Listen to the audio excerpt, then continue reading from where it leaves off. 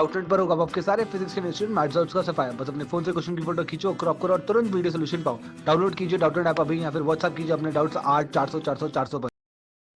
इस क्वेश्चन में एक 1 kg मास का ब्लॉक दिया हुआ है, वो सिंपल हार्मोनिक मोशन कर रहा है। ओके, उसका एम्पलीट्यूड 1 मीटर 0.1 मीटर दे रखा है, और उसका स्प्रिंग कांस्टेंट जो दिया है वो 100 न्यूटन पर मीटर दिया हुआ है।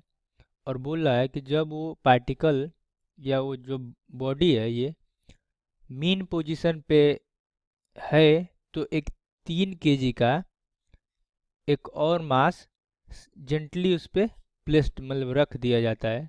तो इस पूरे सिस्टम का हमें frequency and amplitude find out करना है।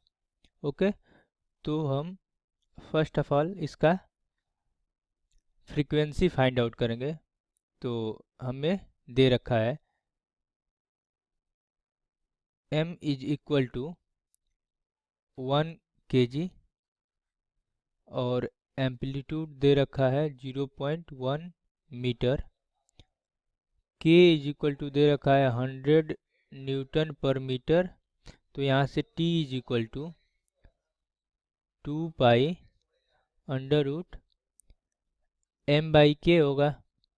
ओके, और हम एक ये फर्स्ट वाले मास की बात कर रहे हैं जिसका मास 1 kg है। ओके, इसकी बात कर रहे हैं, तो इसका टाइम पीरियड निकालते हैं। तो t is equal to 2 pi under root 1 kg दिया हुआ है इसका मास, 1 डिवाइडेड बाई 100। ओके, अब यहाँ से हमको ओमेगा की वैल्यू चाहिए। तो t is equal to 2 pi divided by omega होता है। इससे इस इक्वेशन से हम कंपेयर करेंगे, तो यहाँ ओमेगा की वैल्यू जो होगी वो होगी अंडर रूट 100, और ओमेगा इज इक्वल टू हो जाएगा 10 सेकेंड इनवर्स। ओके, अब हम क्या करते हैं कि इस ओमेगा के हेल्प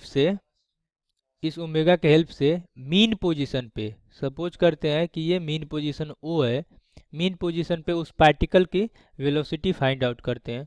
तो एक फॉर्मूला हमने प्रीवियस क्वेश्चंस में भी डिस्कस किया है, इसमें भी बता रहा हूँ। v is equal to omega under root A square minus X square. Okay, और एट मीन पोजीशन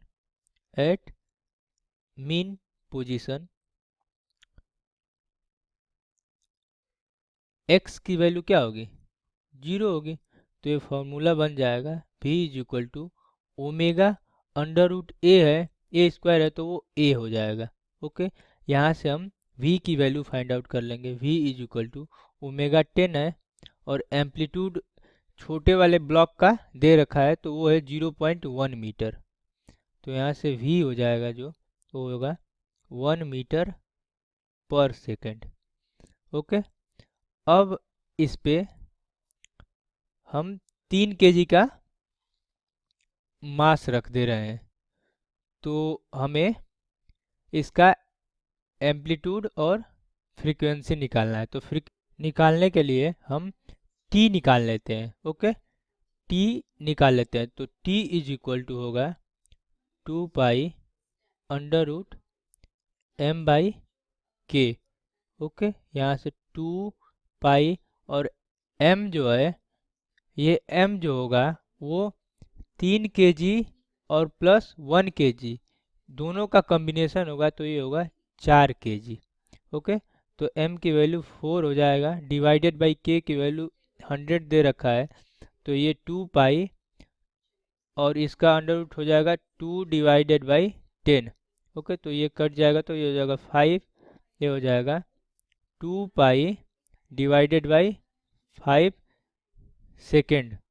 ओके, तो यहाँ से हमारा फ्रीक्वेंसी जो होगा वो हो जाएगा 5 divided by 2 pi second inverse. अब हमसे एम्पलीट्यूड पूछ रहा है। ओके, तो मीन पोजीशन पे हम इसका वेलोसिटी निकाल चुके हैं। जब जब 1 kg है तो ये हो जाएगा initial momentum is equal to final momentum. Okay, तो यहाँ से एम भी 1 या m1 v1 is equal to m2 v2 use कर लेंगे।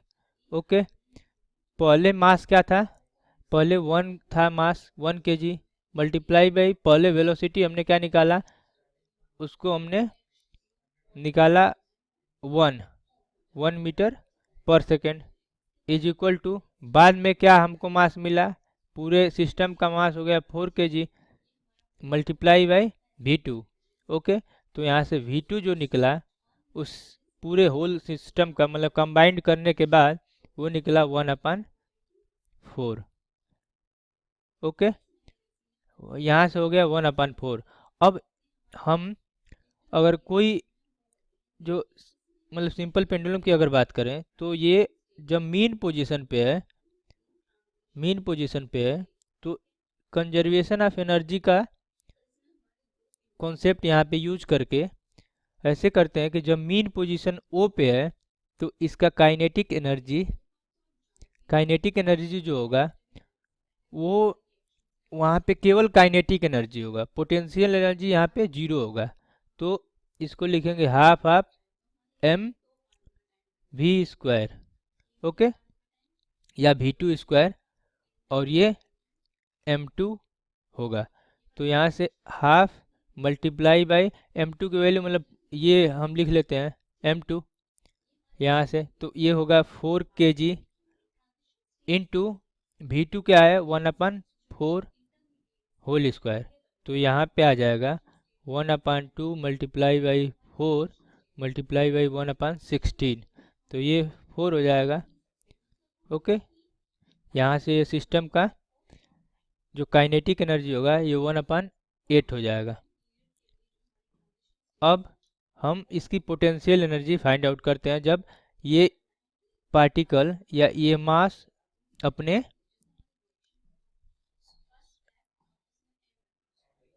स्ट्रीम पोजीशन पे हो। स्ट्रीम पोजीशन का मतलब कि ये मैक्सिमम डिस्टेंस पे हो या एम्पलीट्यूड इसका मैक्सिमम हो एट एक्सट्रीम पोजीशन।